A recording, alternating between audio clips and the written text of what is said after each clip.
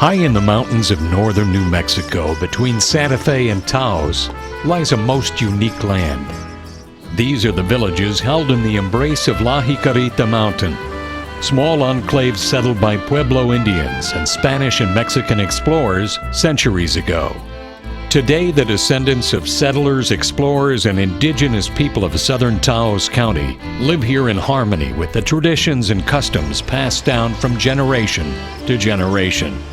A proud people whose roots are deep in the land they love and have a foothold in both the modern world and the history of their rich culture and heritage. These are the people of the Rio Lucio, Chamisal, and many other small villages surrounding Peñasco, New Mexico.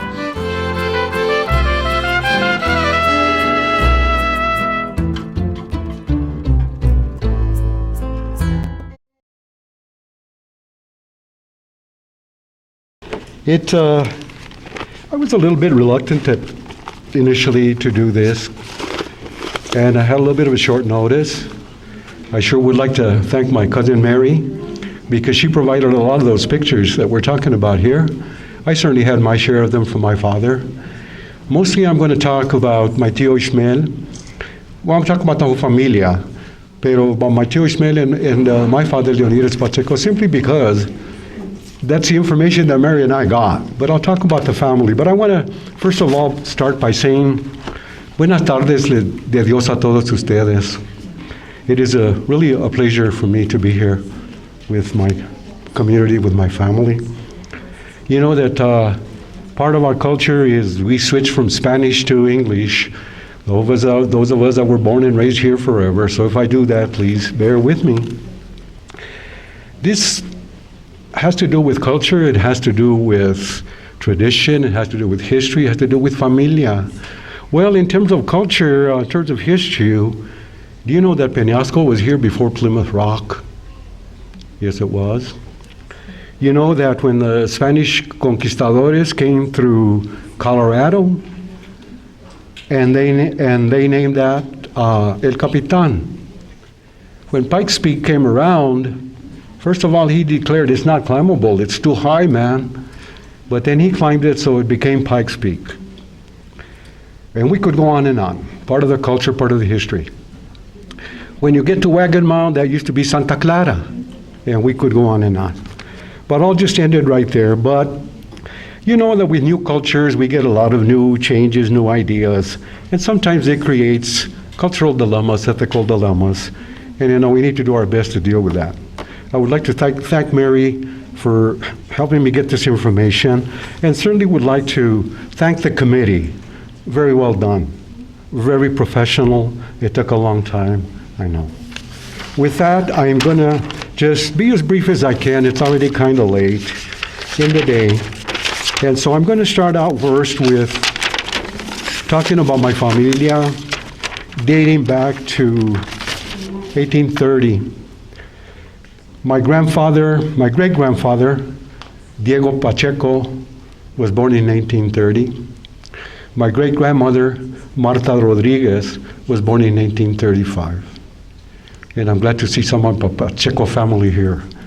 It makes me happy. Grandpa Moises, who was the son of Marta y Diego, was born in 1870. They had other children as well, I found out. One was Benita. She was born in 1865. Pablo, born in 1872. Benedita, 1861. Thank you, Mary. I learned this from you. She gave me a lot of information. And then our grandpa came around, Moises. Moises, again, was born in 1870. He had several children. My father. I also need to mention that my grandmother is Sofia Gurule, was Sofia Gurule, so I am part of the Gurule family as well. Those are my primos and such. Tragically, we just heard about a death in the family, in the Gurule family. I'm sure you've heard about that. And if you would just, a moment of silence, and if you're into praying quietly, let's do that for Maximo Gurule's son, John.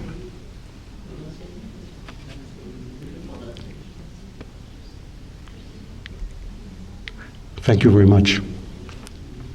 Moises and Sofia had several children, some that, of course, I didn't know. Some died at an early age. Some moved away. They migrated like a lot of other people did. Had to get out of here and work, go to Tuila, go to California, go everywhere. Probably part of the Industrial Revolution that we call, when farming was no longer subsistence enough for the families, and they had to leave. Well, Moises and Sofia had children. My father, Leonidas Pacheco, who was born in 1907. Ismael, my tío Ismael, who was born in 1902. Octaviano, born in 1904. Alejandro, 1897. Adelaida, 1905. Sinforosa, my tía Sinforosa, I don't have the birth date, but I know that my tía Sinforosa lived to a ripe old age of right around 100, Keno? To grandma? 90, okay, yeah, but I'll tell you what, estos Pachecos lived a long time. My tía Clotilde, 103. My dad was close to 100. Adelaida, mi tía Sinforosa, and incidentally, my tía Sinforosa was a businesswoman along with her husband, Felix Joseph, I'm sorry. They did have a bar on the corner there where, en el camino para el pueblo, no? Y entiendo yo, I understand that at time or two, there was a little bit of gambling going on there, you know? And it's, you know, we talk about our culture, and when I was growing up, these little casinos, they're not casinos, they were everywhere. We had one in my neighborhood on Dos Coches Road. There was one in Cuesta. And I've come to learn later on that it was the same people from here that weren't there to play, no? And so she did that as well, your grandpa and your grandma. Isn't that cool? And this was part of the culture because it happened not only here, but pretty much all over the county. Clotilde, we had Abraham, Celso. Some of these I don't have the birth dates. And Estefanita, who was born in 1875. My uncle Moises, my grandpa Moises was an entrepreneur. I understand he never worked for anyone. Right, Mary? Never worked for anyone. He had the molino. Of course, it was very popular because everybody would take their grain and whatever they milled there for flour. The remains are still there. Happy to say that one of my younger cousins lives there now, Mary's and Jerry's son. He's there. And my grandpa also had a store. I met pretty much where the community center is in Peñasco. And my dad told me that he was a partner with my grandpa when he had the store. My dad was very young, and I'll share a couple of stories that were kind of funny. For the Dia de San Lorenzo, which is the fiesta or was, they used to go down to, they used to go pick up the freight, whatever, at Embudo, at the Embudo station. They came in by train, and they go on the wagon, right? They'd pick it up. For El Dia de San Lorenzo, I don't know where they ordered the ice cream from. I don't think Creamland Dairy was around at that time. But they did for that day. It was a treat for everyone, I'm sure. Anyway, they brought it back. I'm sure they had ice probably from the lake. Quién sabe. Más antes, they used to cut blocks of ice from the lakes, and that was the ice supply. Well, the ice cream probably lasted for a day. But my dad and his brothers and sisters were very happy because they got everything that was left, which was mostly milk. But that was a treat once a year. You can imagine now we can go to the Dairy Queen and get all the ice cream we want. And another thing that my grandpa, according to my familia here, he was a farmer. He was a rancher. He had cattle. He had all of that too. My grandma Sofia was a housewife, but she was a seamstress. I've learned all these things. She made clothing for all the children. Can you imagine? How many children did I see here? That was a whole bunch. I'll get into my tío Ismael's children. But my tío Ismael married to my tía Refugio. He was a teacher. He taught people how to make Spanish colonial furniture. He had cattle. Jerry used to help him with the cattle, ¿verdad? And he was a farmer. Did very well, my tío. And I only know these things about my tío and my dad and my grandpa, but of the rest of the family, there were many. A lot of them left. They migrated again to Colorado, to wherever else, because there was not much work over here. And it was very difficult to support a family, as somebody else a while ago stated that. My tío Ismael en Refugio had, I think it's 8 or 9 children here, I'm not sure. We all had big families. We had to, right? The farm, the cattle, the wood, la leña, the carro caballo, here we go, and so on and so forth. The children were not in any priority or chronological order here, but there was Nelson, Gilbert, still around, Mary. That's Mary right there. Stand up, Mary. It's my prima hermana Mary, hijo de mi tío Ismael. And my good friend, she and Jerry and Jimmy. Where's Jimmy? Oh, no, you know. Jimmy was also my tío Ismael en Meteo Refugio. And then Henry. There was 2 Henrys in the family. The first Henry went to the army in 1944. And my tío got a telegram, Mary showed me a copy of that the government sent to them very coldly, that he was missing in action. Was he ever found, Mary? No. He's still there. He's still there. So, consequently, we had another Henry in the family, Joe Henry. So that's another son, because of the other Henry that had passed away. We also have Gladys, who's hija, and Lillian in Virginia. Did I miss anyone? Josie. Okay, sorry about that. I did miss some of that. So these are people from my family. There are many, many more. There are, I don't know how many Pachecos are around. I don't know. I'm related to the Gurulev family as well. Obviously, the Rodriguez. My great-grandmother was Rodriguez. But when we talk about our family, and we can talk about our ancestors and when they were born, and they've been here a long, long time. And this holds true for my side on the other side, my family on the side of the mountain. I was born in Taos. My dad left at an early age. I was born there. And I'll share some of my background from there too. It's kind of interesting as well. But our families were not just our mom and dad and uncles and aunts, but you know, our families were our role models, all the way from great-grandma, great-grandpa, all the way down to Moises, to Sofia, to Leonidas, to Ismael, all the way down. They were role models for us. They taught us the values of life, starting way back then. Of course, other people tell me too, my parents, grandparents on the other side as well, and so on and so forth. But they taught us values of life. They taught us principles. They taught us how to, el valor de la familia, the value of the life of the family. My dad was forever saying, la familia, mijito, la familia. The family meant everything to him and to us. And I've been a professor for most of my adult professional life. And I always tell my students, you know that world peace begins at home. That's where we learn our values. That's where we learn who we are. That's where we learn our self-identity. That's where we learn our positive values of life that will continue with us forever. Unfortunately, we have so much dysfunctional families now that ya esto casi no lo vemos. It's terrible. But we have that. And I cannot separate my familia from our culture. We have a culture, have the language. Incidentally, a big major part, if not the most important part of a culture is the language. And it's kind of sad to think, to hear that, to see that our younger generations are no longer speaking the language. So they're missing out on a major part of their culture. Not all of them. We have some wonderful, wonderful parents. My children speak Spanish. One of my grandchildren does. The other two, well, that's just the way it goes, no?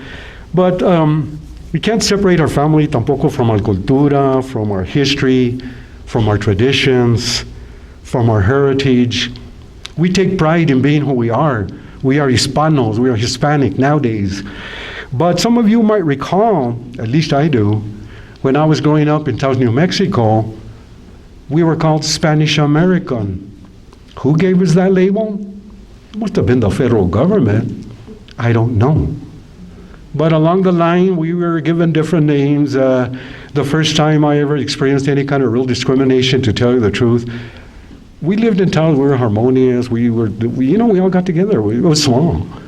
When I got into in the military, in the Air Force, one of the first things that somebody said, "What's a Mexican like you? You're not even from the United States. What are you doing in the Air Force?"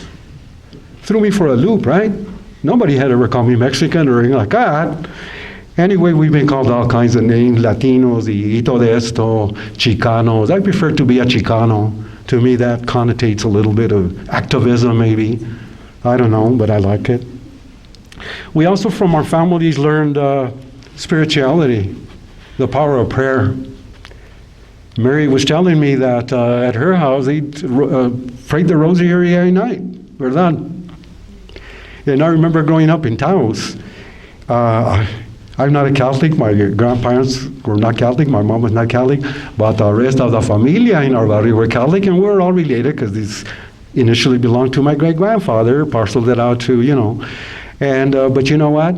Once a week, we would go to my tia Madre's house. He was my great aunt, my grandmother's sister, of the famous Jaramillos that I'll mention after a while. And we would pray the Rosario. We would walk in the penitentes to the Morada. We would go to the Alleluia church. I would go to the Brethren church. I went to church a lot.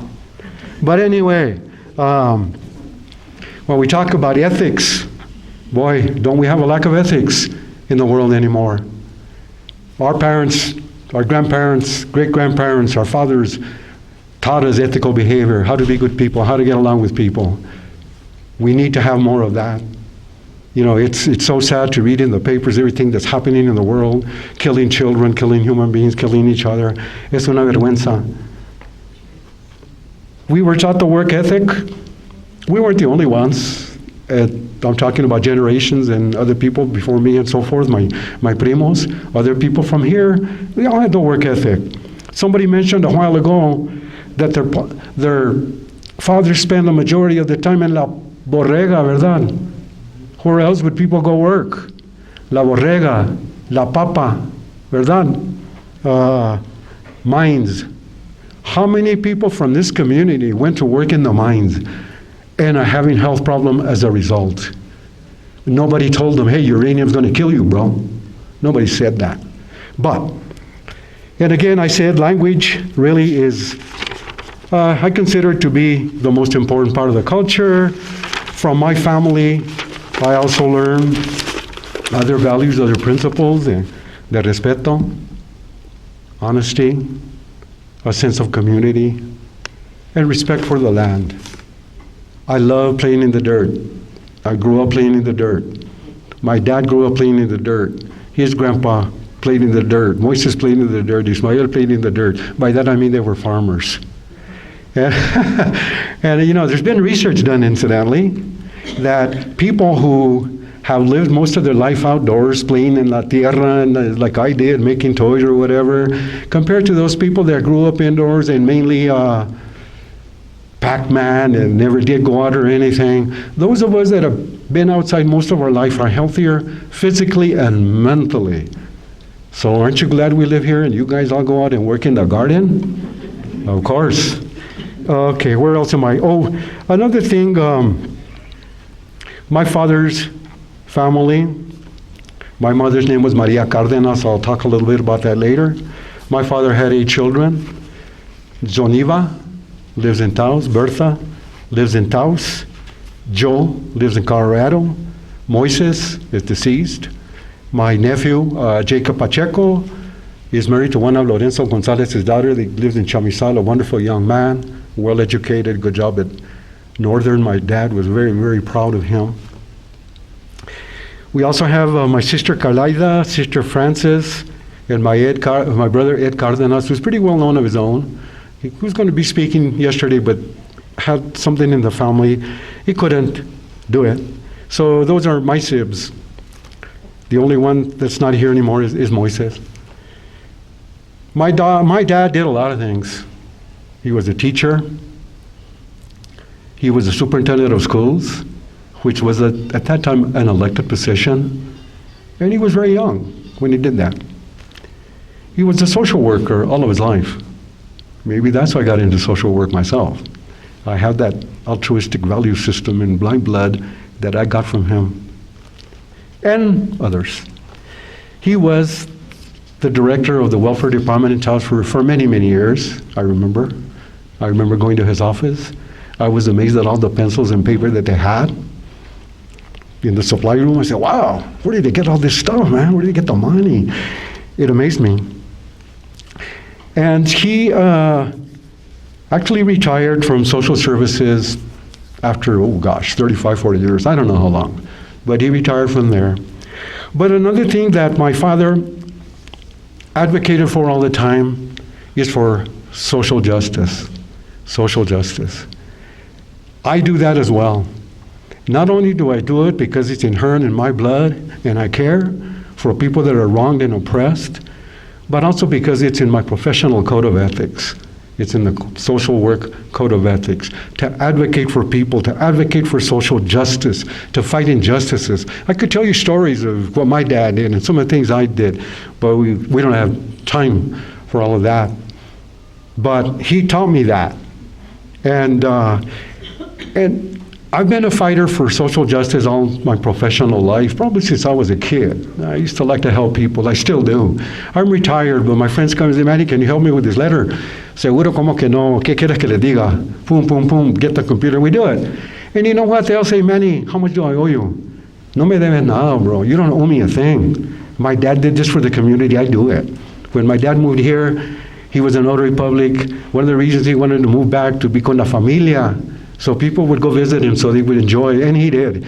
The last few years of his life that he was here, he loved it, not to mention the rancho. Hopefully I can get into that too. But he was a fighter for social justice. Another thing that, my dad was born in 1907, like I said. He died in 2005, close to the age of 100. And another thing that my dad always preached to us, and he loved to fish. That was his main hobby, and he was good, fly fishing. He taught me how to fly fish at the Rio Grande, but I could never pick it up, man. But he loved that, and he did it forever. I think that's where my son picked it up, because he loves to do that.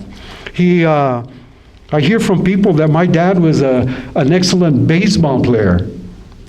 And when I'm saying he advocated for the people, Mr. Manuel Gonzalez now from Vadito, who is deceased, told me the story. He said, your dad worked in, it was Tuilayuta, some government thing, I don't know if it was an army base or what. We had several people from here, including Mr. Gonzalez that worked there. For some reason, we know the reason, the people were not allowed to go into the equivalent of a NCO club or whatever. My dad worked in an office. He knew how to read and write in English. And so they went to my dad and he advocated for them. Guess what? They were able to go enjoy that little pleasure in the middle of nowhere. My dad advocated for, I was told his story. My dad didn't tell me that. Another thing that my dad, he valued education. He talked about education all the time. He always encouraged me and my brother and sisters to go to school. Well, my brother and I did. My brother and I did. My brother and I did. Ed went to school. We have our master's degrees from the University of Denver. My dad was so happy. He was so proud. He was so proud when my nephew Jacob got his degree from Northern. He valued education. And I think that's one of the reasons that I went to school. Plus, guess what? I had the GI Bill too. Otherwise, I wouldn't have gone. It's a fact. Let's see where I'm at. I think I want to talk a little bit about, do I have a little bit of time? Okay.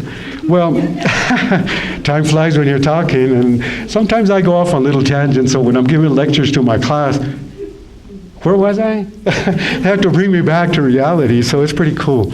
El Rancho.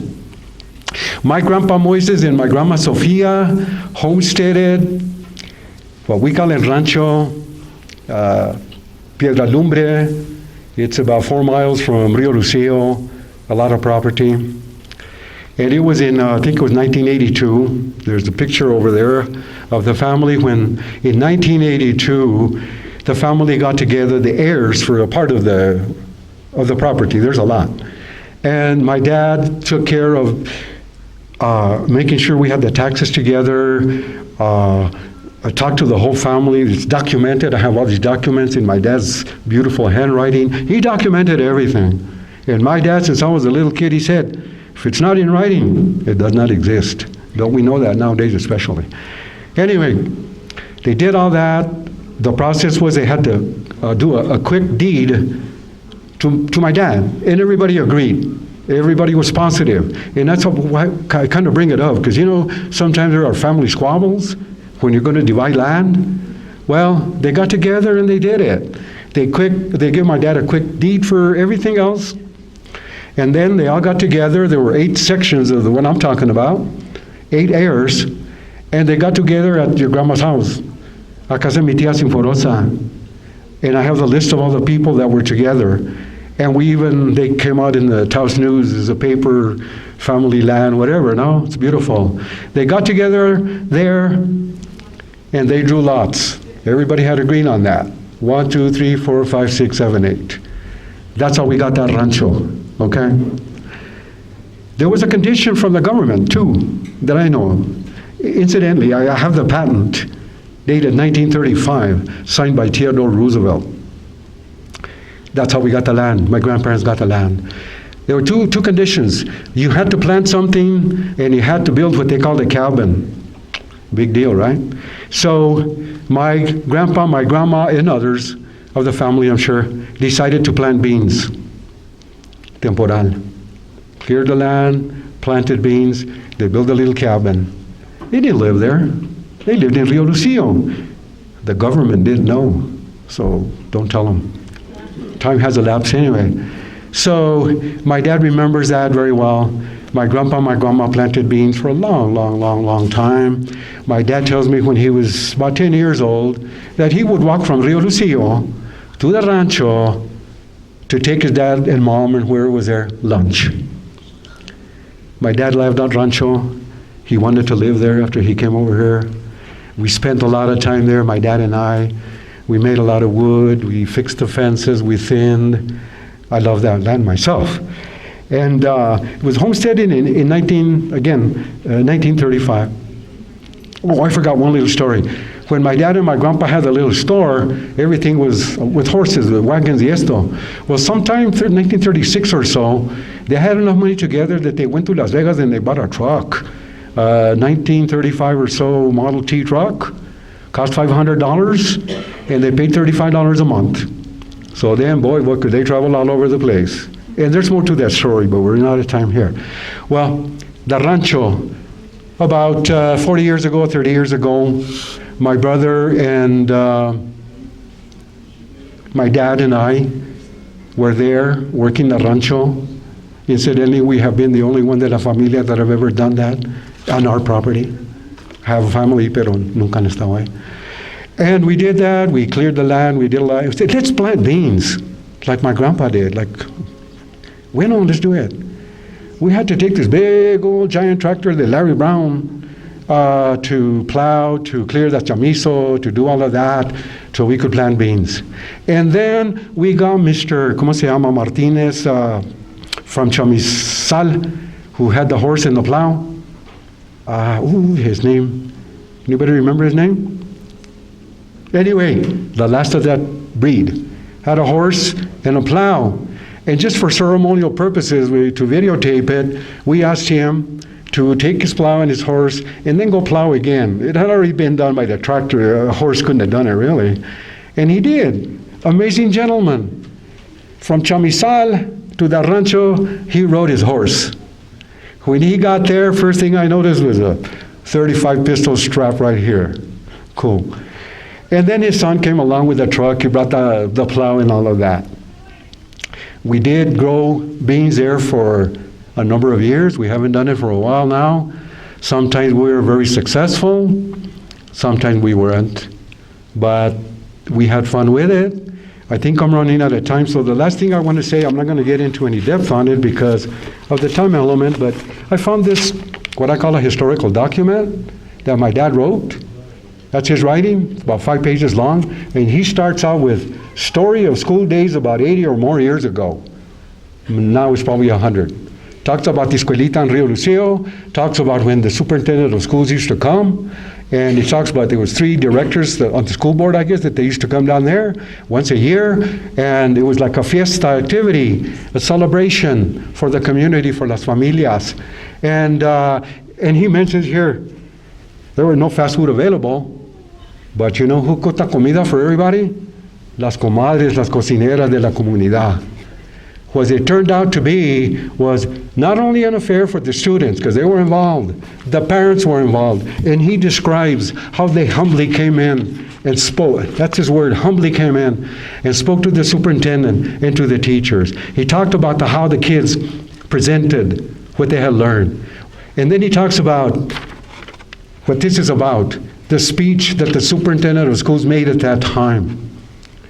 And I'm not going to go into it because we don't have the time, but the speech was titled Initiation of Principles. Principles being rules of personal conduct. This was way back 100 years ago. This is the way the school system was. This is the way the gente were. This is the way the familia were. Community-oriented. The kids were very polite, and he talks about all that. And then he goes about the story that on principles that the superintendent gave them. Then he talked about a little boy, a story, I'm not going to get into that. But at the end it says, the little boy did not succeed in making a real useful man. You'd have to read the whole story to get that. But succeeded in following a principle by listening to the superintendent's speech. Hallelujah. Thank you all. I could talk forever, pero once again, though, I would like to thank the committee. They did an excellent job. Hopefully we can continue this for a long time.